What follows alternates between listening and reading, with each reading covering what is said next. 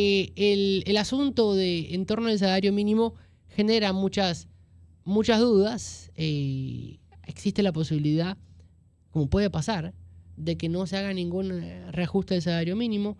Existe la posibilidad de que se ajuste algún pequeño porcentaje, mientras que hay otros grupos que exigen que el salario mínimo pueda llegar a valores como los 1.000 mensuales, que es donde debería estar, según argumentan algunos grupos que van a participar de la mesa. Eric, buenos días, bienvenido a Radio Panamá. ¿Qué tal todos? Buenos días, un gusto estar acá. Gracias por acompañarnos. Saludos, Eric. Eric, si yo le pidiera un repaso de cómo está la situación económica del país para después entrar en el tema salario mínimo, ¿cómo lo podemos explicar de la manera más simple posible? Bueno, Panamá, cuando tú estás viendo las noticias y los reportajes a nivel internacional, estamos hablando de un país que tiene unas perspectivas hacia el futuro muy positivas. De hecho, somos de los países que estamos con la tendencia de crecimiento más rápida en la región, y eso es absolutamente positivo. A ver, tú estás viendo que para el 2026 se podría estar dando algún tipo de claridad de una serie de cosas que el país está esperando en términos de reactivación económica. Se han lanzado varios proyectos por parte del canal, como probablemente la licitación de Corozal, el inicio de Río Indio y esperemos que el gasoducto. Esperemos que en el primer trimestre del año también se dé mayor visibilidad al inicio de las operaciones de la mina. Entonces, todas esas cosas van a hacer que, digamos, el crecimiento económico del país se vea traducido en, digamos, mayor actividad económica, no solamente desde el sector de la construcción, sino también desde otros aspectos de la economía, como el sector del comercio. Ahora bien, eso en este momento, y las estadísticas esperemos que salga pronto, no se está viendo reflejado en el mercado laboral. Nosotros tenemos que las estadísticas oficiales, que recordemos son de octubre del año pasado, ya tiene más de un año de atraso, mostraba un desempleo de 9.5%. Eso era aproximadamente más de 200.000 panameños desocupados. Sumado a eso teníamos 771.000 informales, es decir, teníamos casi a 1 millón de panameños entre la informalidad y el desempleo. Ese número probablemente esté muchísimo más alto que lo que estaba el año pasado, y ahí es donde tú ves que cuando hablas de las estadísticas y las perspectivas económicas siempre hay que dar matices, porque por un lado hemos tenido un crecimiento de hecho robusto para este año, pero no se ha visto traducido en el mercado laboral. Y es importante para mencionarlo ahorita en la conversación que estamos teniendo el salario mínimo, porque uno de los detalles que tenemos que empezar a analizar es que ese crecimiento se ha estado viendo en dos sectores de la economía, como lo son específicamente el canal y la parte de intermediación financiera, que al final representan una parte importante en la medición de la actividad económica, más no en la creación de empleos. Eric, ¿por qué se da este hecho de que crece el canal, crece la economía, crece la intermediación financiera, pero esto no se ve reflejado en los bolsillos y en la cantidad de trabajos disponibles para que el panameño pueda aplicar y desarrollarse? Mira, es que no todos los sectores necesitan la misma cantidad de trabajadores o el digamos, en inglés la palabra es output, el resultado que tú necesitas para llevar tu bien o servicio al mercado no necesariamente se ve traducido en más empleos. Por ejemplo, tú tienes sectores como la construcción, como el sector industrial, como el comercio, que emplean a una cantidad importante de personas porque lo requiere ese tipo de actividad económica, pero tienes intermediación financiera, que es una parte importante de nuestra economía. Nuestro centro bancario internacional ha permitido que se generen empleos y empleos bien remunerados, pero los volúmenes que se generan en otras industrias, como por ejemplo el sector agrícola, y voy a decir por qué estoy usando como ejemplo, es muy diferente. Tú tienes que la mitad de la actividad económica está en tres sectores: en el comercio, en la construcción y en el sector de transporte y logística. Pero esas tres solamente representan un tercio de los empleos. De hecho, el segundo mayor empleador es el sector agropecuario, donde se necesita mucha más mano de obra en relación a otros factores de producción. El detalle con esto es que, por ejemplo, en el sector agropecuario, pese a ser el segundo mayor empleador del país, el salario medio es muy por debajo que el salario medio de muchos otros sectores de la economía. Entonces, cuando estamos hablando de este tipo de análisis, siempre es importante acotar todas las matices, porque al final no solamente es un tema de que se necesita generar empleo y que tú quieres ver el empleo, que el crecimiento traducido en empleo, sino que también lo que tú quieres ver es que se creen empleos, primero formales y segundo bien remunerados. Entonces, al final, los empleos que nosotros queremos estar viendo en el país precisamente van a venir a través de una situación en donde la actividad económica aumente, esa actividad económica va a aumentar si bien a través de, por ejemplo, inversión extranjera directa, construcción e inversión, y eso poco a poco va a ir haciendo que la demanda por esos nuevos empleos vaya haciendo que haya un aumento, digamos, en los salarios. Sin embargo, ese es un proceso que lamentablemente ha sido, digamos, bastante distorsionado en los últimos años porque el crecimiento que había estado teniendo el país no había sido, digamos, un crecimiento orgánico, sino más bien un crecimiento empujado por deuda. Eric, buenos días. Buenos días. Si bien las cifras no están actualizadas tal cual como lo mencionas, ya la ministra de Trabajo dijo en estos días que el desempleo va a aumentar y que va a aumentar en esta última etapa del año y que la disminución se podrá ver es a partir del próximo año. O sea, no hay necesidad de las cifras para entender de que sí va a crecer. Claro, de hecho, cuando tú te pones a ver la tendencia, y es lo que nosotros hemos estado teniendo los últimos años, el año pasado, en el 2024, tú tienes un país que creció al 2,9% y que de hecho casi todas las industrias habían crecido de manera acelerada. Por ejemplo, lo que es el sector de hoteles y restaurantes había crecido 8,9%, la construcción creció al 6%, sin embargo, tuviste una contracción importante por la actividad de minas y canteras que cayó un 45% en términos reales y eso evidentemente causó una bajada importante en el comercio y en la empleabilidad. Así tú explicas por qué el año pasado tú tenías un país que, pese a que creció en casi todos los rubros, tú tuviste un aumento en el desempleo superior a 45,000 personas y un aumento en la informalidad. Ahora bien, a las palabras de la ministra, que qué cosas han pasado este año en relación al año pasado. Recordemos que al principio del año, que ya parece ser que pasó hace mucho tiempo, pero fue hace un par de meses, nosotros tuvimos una paralización total de diferentes sectores de la economía, como por ejemplo la construcción, y tuvimos zonas como Bocas del Toro que desplazaron a uno de los grandes empleadores de la provincia, y eso evidentemente causó un problema en el comercio doméstico. Entonces, ¿qué es lo que nosotros deberíamos estar esperando? Yo tengo unos cálculos que evidentemente son míos propios, no son cálculos oficiales. A mí me parece que el desempleo probablemente haya pasado de 9,5 a 10,5, 10,8. Eso significaría que tendríamos un desempleo de más de 230,000 personas. Ahora bien, hasta que no tengamos las cifras oficiales, no podremos saber con certeza cuánto es el número real, pero difícilmente va a ser menos de lo que tuvimos el año pasado, pese a que hemos tenido mayor actividad económica en algunos sectores. El, ¿Esto se puede entender como un fracaso de la política laboral del gobierno?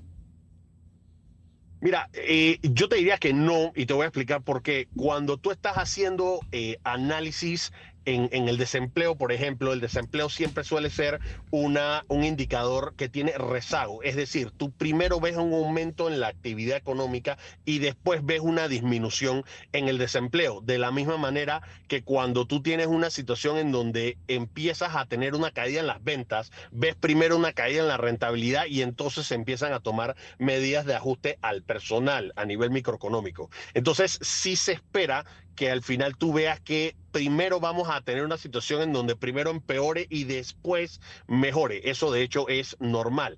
Ahora bien, para poder analizar realmente qué es lo que le ha estado pasando al mercado laboral panameño, yo creo que hay que irse inclusive más atrás, porque de hecho nosotros cuando vemos las referencias que hacen indicadores como por ejemplo World Economic Forum y reportes que se dan a nivel internacional, tú ves que uno de los principales desafíos que tienen las empresas para establecerse en Panamá, aparte de la burocracia y la corrupción, es mano de obra no calificada. Entonces, uno de los desafíos que nosotros hemos estado teniendo realmente para poder atraer empresas es que una vez se establezcan acá, le damos una serie de beneficios como tener el dólar, tener un centro bancario internacional digamos, de relevancia internacional, un hub logístico importante, pero al final no tenemos la mano de obra que acompañe, digamos, al desarrollo de esas empresas. Entonces, eso como país nos limita muchísimo para poder entonces generar las oportunidades que se vean traducidas en más empleo para los panameños. Por ejemplo, nosotros tenemos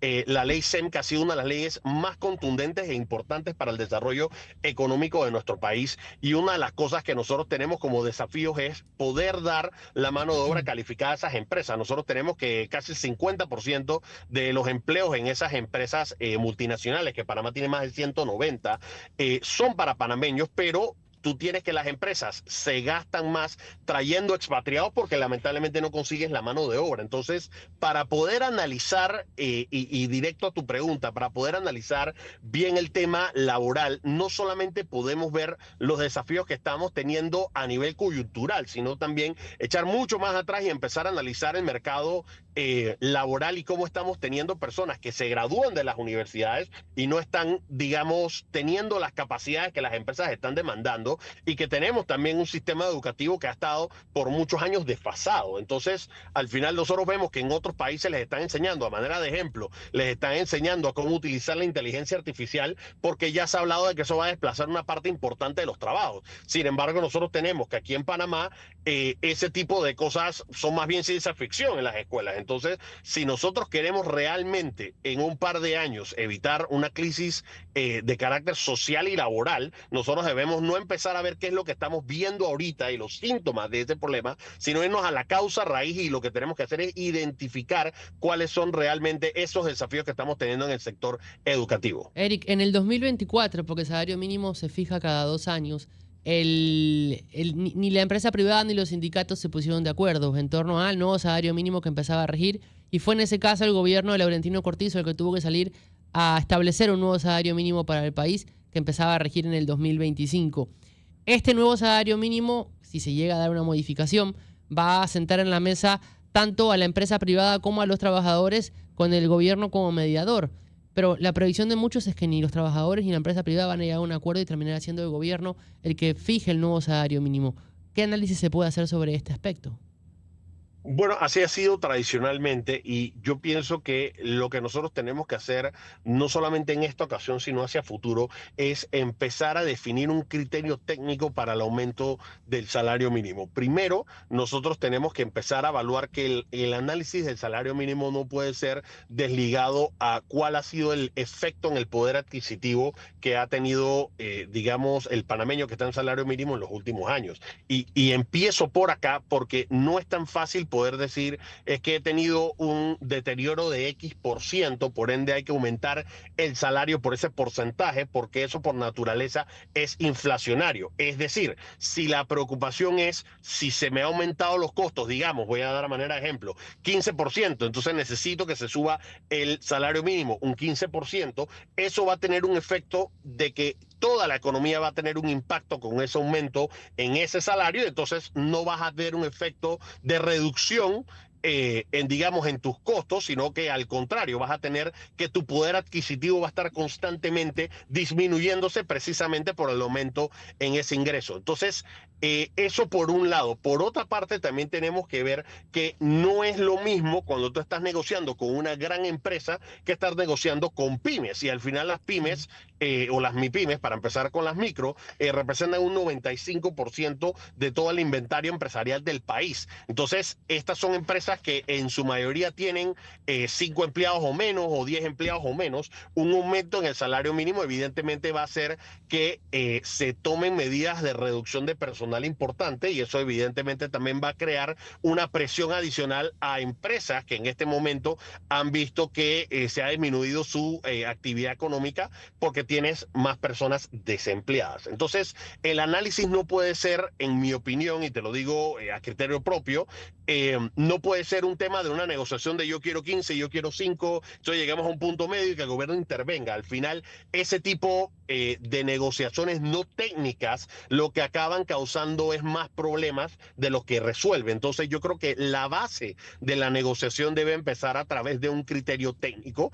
Te puedo dar un ejemplo muy puntual. Si tú ves, por ejemplo, en la construcción, cuando tú tienes un aumento que has tenido en los salarios, eso ha hecho que ha habido un desplazamiento de la mano de obra por los prefabricados. Y esto es una cosa que se puede demostrar no solamente en Panamá, sino que en otros países. Al final, cuando tú tienes un aumento en la mano de obra, eso hace que tú busques otros factores de producción. En este caso, que tú tratas de ver de qué manera automatizas ciertos procesos o ver de qué manera utilizas equipos prefabricados o elementos prefabricados para tratar de tener un ahorro en esa parte. Entonces, lo que nosotros tenemos que buscar es precisamente un criterio técnico y decir por qué no lo basamos en productividad, reconozcamos también cuál ha sido el aumento, digamos, o la disminución en el poder adquisitivo de los panameños y tratar de buscar un aumento que no cause más desempleo y más informalidad, porque de lo contrario lo que estamos haciendo es lo que hemos hecho históricamente, que la decisión ha sido política y no científica. Eric, quiero ir aún más al plano terrenal. Es decir, cuando hay gente que piensa, aumentan el salario mínimo, para muchos es un alivio, pero para otros significa lo que usted acaba de decir, aumenta el desempleo. Es decir, la empresa, la pequeña y mediana empresa se queda sin posibilidad, sin margen de trabajo, y lo que termina haciendo es reduciendo su cantidad de colaboradores para poder seguir avanzando. ¿Cómo explicamos esto? Porque sí se necesita un aumento del salario mínimo porque la canasta básica ya supera el salario mínimo de este país, pero a su vez el nivel económico, empresarial y de desarrollo no está dando para que pueda ser compensado.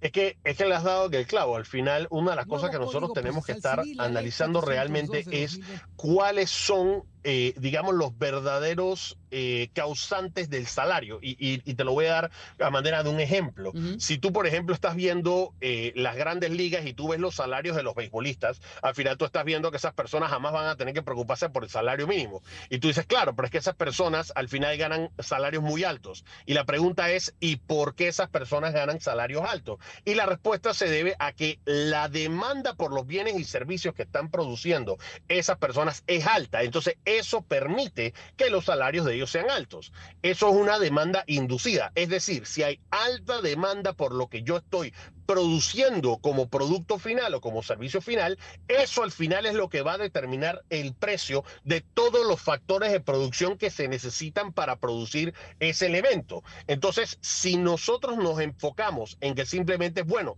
esto es simplemente una presión de costo, es decir, que si yo aumento los costos, yo puedo traducir eso en un aumento en precio, la verdad es que estamos descartando toda la teoría económica, porque al final, si yo subo el costo de mi insumo y yo pienso que lo puedo traspasar a un aumento en el precio del producto, no estoy tomando en consideración de que las personas van a demandar menos de ese bien y servicio. Entonces, ¿cuál es realmente la solución a una de las cosas que podemos ver? Y tú has mencionado, por ejemplo, oye, la canasta básica es más cara y no alcanza con el salario, pero no estamos hablando de cuáles son los elementos que deberíamos estar haciendo para que el costo de la canasta básica disminuya. Entonces, por ahí ya te diría que hay un tema de políticas públicas que trasciende el mercado laboral y es ver de qué manera nosotros podemos hacer a través de productividad, a través de tecnología, a través de disminución en las distorsiones que existen en el mercado alimentario, ver de qué manera reducimos el costo de la canasta básica. Ahora, eso es una conversación total y completamente paralela a la discusión que se está teniendo en el mercado laboral. Regresando al ámbito, una de las cosas que nosotros tenemos que hablar, que lamentablemente es algo que suele siempre posponerse en la conversación, es cómo nosotros podemos hacer para medir la productividad. Si yo tengo una situación en donde la productividad de mi colaborador me está haciendo generar más ganancia, ahí podemos tener una conversación muy franca y sincera sobre cuál es el impacto que está teniendo mi colaborador y la remuneración que tiene porque de lo contrario, no de remunerarlo, esa productividad se la lleva a otra cierta empresa. Sin embargo, si aquí estamos hablando de que aumenta el precio, el precio de un factor de producción, en este caso el salario, sin que se vea traducido también con un aumento en la productividad, aquí lo que estamos viendo es una reducción de los márgenes de ganancia, que se aprieten más los flujos de caja, y entonces es donde empezamos a desplazar esa mano de obra. Ya hemos empezado a ver que en países donde el salario mínimo ha aumentado de manera desproporcionada, porque ha sido más una decisión política, lo que hemos visto en, por ejemplo, servicios de comida rápida es la automatización de ciertos trabajos. Entonces, eso lo hemos estado viendo, por ejemplo, en Estados Unidos, en lugares donde la mano de obra es muy cara por hora, tú tienes que las cosas las haces tú mismo, que llegas a un lavaauto y todo es automático, que llegas a un McDonald's y todo te lo atiende a través de un cajero automático. Entonces, estas son las cosas que nosotros tenemos que empezar a discutir para poder entonces dar una solución que sea sostenible en el tiempo y poder darle una respuesta al panameño. Como por último, y con esto resumo mi comentario, también el tema es por qué tenemos tantos trabajos o tanto porcentaje de la población en salario mínimo. ¿Qué está pasando con la creación de empleos formales que son superiores al salario mínimo? Entonces, ahí es donde debería estar concentrada la discusión a nivel nacional. ¿Cómo podemos hacer para atraer empresas que tienen trabajos formales o que crean trabajos formales y que pueden estar pagando por encima del salario mínimo? ¿Y cómo podemos hacer para que los panameños que hoy en día se presentan esas oportunidades las puedan tomar? Por ahí es donde yo te diría que buscamos una solución más sostenible y de largo plazo. Ahora, este es el tema con el salario mínimo. Pero, como decía Leonardo, cuando hay ajuste de salario mínimo para los que están un poco más arriba también es una dificultad. ¿Qué hacer con los que no están en ese rango, en la parte baja del rango, sino que están a la mitad y que se ven afectados por estos ajustes?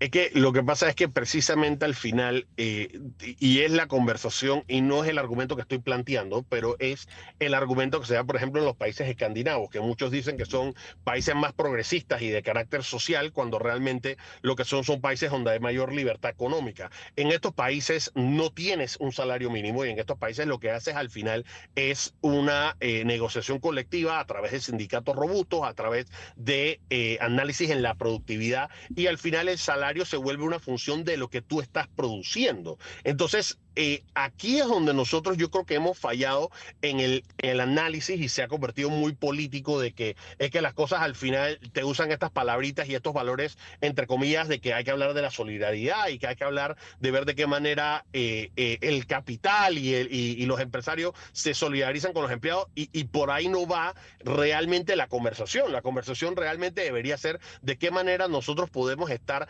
generando condiciones laborales en donde podamos medir la productividad, en donde podamos ver de qué manera el país puede crecer, puede ser más atractivo y más competitivo, para que entonces se puedan generar no solamente mejores salarios, sino salarios de empleos formales y mejor remunerados. Si tú artificialmente pones una situación en donde el mínimo es más alto, y en esa situación tienes a una persona que está preparada, a una persona que tiene experiencia laboral, y la dejas totalmente incompetitiva o que ya no es tan competitivo en relación al salario mínimo, esa persona también te va a pedir un aumento en el salario y tienes que escoger entre uno y el otro. Así que al final, empujar el piso lo que va a hacer es hacer que todos los salarios que le siguen a esto suba. El ejemplo claro de esto fue cuando se subió el salario para los educadores. Los salarios en las escuelas privadas también aumentaron, porque al final es un efecto dominó. Entonces, el aumento en el salario no es el problema, siempre y cuando venga acompañado de un aumento en la productividad.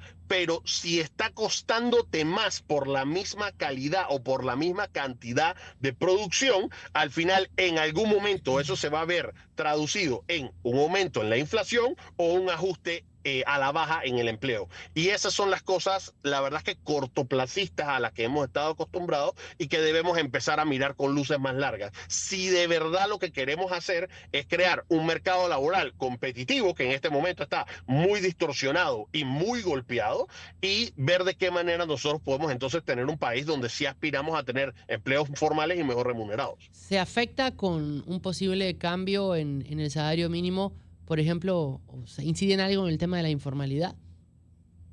Por supuesto, porque es que al final la informalidad es un síntoma de un mercado laboral distorsionado. Si tú tienes una situación en donde solamente tienes dos opciones, que es tener una persona formal con todas las barreras a la formalidad que existen por la burocracia que existe lamentablemente gracias al código laboral y a las instancias gubernamentales laborales. Al final lo que va a ser el default, y es lo que ha acabado siendo el default, es precisamente la informalidad, porque se hace tan difícil contratar a una persona de la manera formal y aparte de eso costoso, lo que acabas teniendo una situación en las micro y pequeñas empresas y en muchos casos las personas que son independientes acaban diciendo es mejor y más fácil hacerlo a través de la informalidad. Recordemos que al final el informal no paga impuestos sobre la renta, al final el informal no cotiza en la caja del Seguro Social, o sea que eso sí tiene, digamos, un impacto negativo a la economía en términos generales. Adicional al hecho de que el informal no puede aspirar a préstamos bancarios del sector formal y eso también, de cierta manera, le crea una presión financiera muchísimo más grande. Entonces, si nosotros realmente lo que queremos hacer es, como estaba mencionando, tener empleos más formales, una de las cosas que tenemos que revisar precisamente es ver de qué manera reducimos la burocracia, esas fricciones y esas barreras hacia la formalidad. Y lamentablemente en algunas circunstancias, si la exigencia o lo que se está solicitando el salario mínimo es excesivamente alto, lo que vamos a hacer básicamente es empujar aún más a las personas hacia la informalidad. No porque entonces quieres jugarte vivo un empresario, sino precisamente porque al final le haces extremadamente costoso a la persona poder tener a una persona de tiempo completo formal. Simplemente al final todo se traduce en quién paga la cuenta. Si al final la demanda o el cliente al que yo le estoy vendiendo mi bien o servicio no me va a pagar ese aumento en el costo, yo tengo que ver de qué manera se provee ese bien y servicio de la manera más eficiente y productiva posible, pero si se hace muy caro, al final lo que vas a estar haciendo es creando más desempleo y más informalidad sin haber arreglado el problema. Para este diálogo, para esta mesa, el sector trabajador va a llegar fragmentado. ¿Cómo afecta o cómo incide en todo este proceso? Bueno, cuando ¿me podrías elaborar en qué quieres decir con que ya fragmentado? Sí, porque las distintas organizaciones van a presentar sus propias propuestas. No hay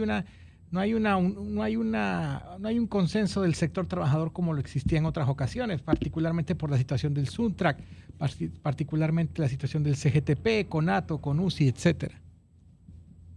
Bueno, y yo sí te diría que tal vez gran parte de las distorsiones que nosotros tenemos en el país es que tú no tienes un salario mínimo, sino que tienes varios salarios mínimos. Y al final eso tiene su razón, porque no podremos argumentar un tema de poder adquisitivo en el interior igual que a la ciudad de Panamá, donde los costos son mucho más elevados en algunos rubros que, por ejemplo, en el interior de la República. Pero habiendo dicho eso y escuchando un poco tu comentario, al final la discusión nuevamente del salario mínimo se vuelve un tema de quiero esto y que entonces el sector empresarial te diga yo puedo tal cosa. Realmente ya empezamos con una premisa, en mi opinión, errada, cuando realmente lo que nosotros deberíamos estar planteando es, oye, en este sector se ha tenido una ganancia de tanto que ha sido causada por un aumento de la productividad de tanto, pero ya con eso no se puede hacer porque precisamente la productividad no se mide. Entonces acaba siendo lo que en un buen panameño decimos un tire y jala, que a mí lo que yo siento es que esto más bien se vuelve un tema político y desgastante. En el caso actual de que tú tienes una fragmentación, digamos, en los trabajadores, al final, de cierta manera, también podrías tener en el sector empresarial diferentes opiniones, porque es que han habido sectores que han estado mucho más golpeados que otros y sectores, por ejemplo, que no estamos hablando de la microempresa, que como te había estado diciendo, no es lo mismo negociar que para una gran empresa, donde tú tienes, digamos, cierto nivel de flexibilidad. Cuando tú tienes una empresa de 5 personas y que el dueño le toca ser un todólogo, esa persona cuando ve un aumento en el salario mínimo, al final lo que dice es, no solamente tengo que ver si saco una persona o ver si reestructuro esto para acortar el número de horas, sino que ahora yo también tengo que tomar actividades adicionales y eso también hace que eso baje mi productividad. Por esas son conversaciones que se pueden tener a nivel de la MIPYME, que no necesariamente se tiene a nivel de las empresas más grandes. En el caso de las empresas más grandes, parte de las decisiones podrían ser, dependiendo del tamaño de la empresa, es, bueno, mis operaciones operaciones las voy a llevar a otro país, o mis operaciones las voy a reducir de tal manera, o voy a automatizar. Entonces, también te diría que no es un tema de que debería ser trabajadores versus empresas, sino más bien tener una conversación franca en la que se puede decir, oye, ¿qué aumento al salario realmente va de la mano con la productividad y que está en capacidad de los diferentes sectores de la economía a pagar? Y a pagar no porque es la capacidad del empleador, sino de que ese consumidor final estaría dispuesto a pagar por ese bien y servicio, y va bajando la cadena hasta que se le pague el salario. No sé si con eso me doy a explicar. Claro, sí. Y ahora, ¿cuál podría ser la reacción si el aumento no deja contento a ninguna de las dos partes? Bueno, lo que ha pasado históricamente es que llega el Ejecutivo y trata de forzar un punto medio, o trata de que al final, en lugar de que haya una huelga o en lugar de que haya una paralización, se pueda llegar, digamos, a un acuerdo forzado. Yo sé que suena como una disyuntiva ahí, pero al final es lo que históricamente ha pasado. Al final, nuevamente, si nosotros solamente enfocamos, y esta vez el mensaje que quisiera transmitirle a ustedes y a los radioescuchas, si esto solamente lo estamos viendo como un evento que pasa cada 2 años y que negociamos y que haya, entre comillas, ganadores y perdedores, yo creo que le estamos haciendo un desfavor no solamente a la economía, sino también a esos ciudadanos que actualmente están desempleados e informales. Porque es que al final, si nosotros queremos reducir el desempleo y la informalidad, la conversación debería estar más por cómo podemos hacer para aumentar la actividad económica, cómo podemos hacer para atraer más empresas que creen salarios formales y bien remunerados. De lo contrario, lo que siempre vamos a tener es esta espiral inflacionaria en la que, bueno, al final, entre comillas, logré una conquista laboral en la que me subieron el salario a tanto, y claro, los que mantienen sus trabajos pueden tener un aumento en el empleo, pero tienes a muchos más informales y tienes a muchos más desempleados, porque la conversación no fue a tono de las capacidades que tienen los consumidores, de las capacidades que tienen las MIPYMES, y por ahí al final se vuelve una pelea muy de resolver síntomas y de ponerle curitas al problema estructural que tiene este país desde el punto de vista de educación y de mercado laboral, en lugar de estarle buscando una solución sostenible en el largo plazo a la crisis laboral en la que nos encontramos. Eric, te habla Manolo Álvarez Cedeño. Una pregunta y una inquietud igualmente. ¿Qué Como están las cuestiones en la economía y los salarios que reciben las personas, ¿les alcanza para enfrentar los costos cambiantes de la canasta básica de alimentos? Por ejemplo, sin tomar en cuenta la canasta básica de familiar, que incluiría otros aspectos más. Bueno, y ahí es como, por ejemplo, te digo, si al final nosotros queremos ver de qué manera la persona puede tener de manera más asequible la canasta básica, no es un tema solamente de aumento de salario, porque al final, como lo he estado tratando de plantear, un aumento en el salario es inflacionario. Tú tienes un aumento en el costo de los factores de producción, se trata de subir, porque no puedes llevarlo todo, depende de la elasticidad de la demanda de cada producto, no le puedes llevar todo el aumento en precio al consumidor, pero acabas teniendo que un aumento en los salarios empuja los precios.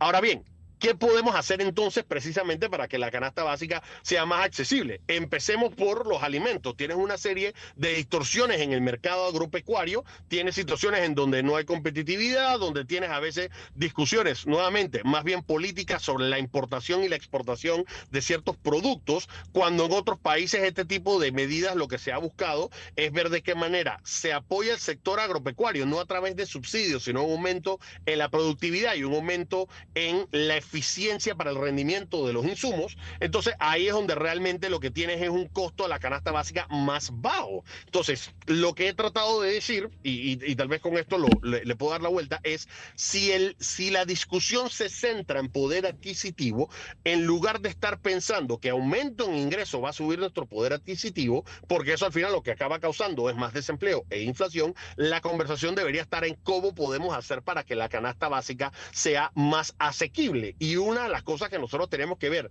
es en el mercado agropecuario y en el segmento de los alimentos tenemos altos niveles de distorsión, entre otras cosas porque tenemos legislaciones que se tienen que actualizar, tenemos mucha burocracia gubernamental, tenemos una serie de duplicidad de funciones entre las instituciones, que al final lo que eso hace es traducirlo en un costo de la canasta básica más caro. Entonces, al final, para mí la conversación debe ir más. Si si actualmente tenemos panameños que no pueden pagar la canasta básica, no es un tema del salario, es un tema de por qué el costo de la canasta básica es tan alto.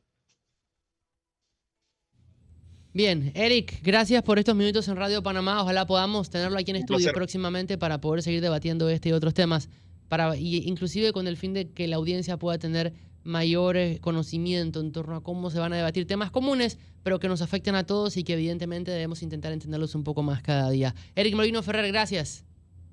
Un placer, Leo. Abrazo a todos.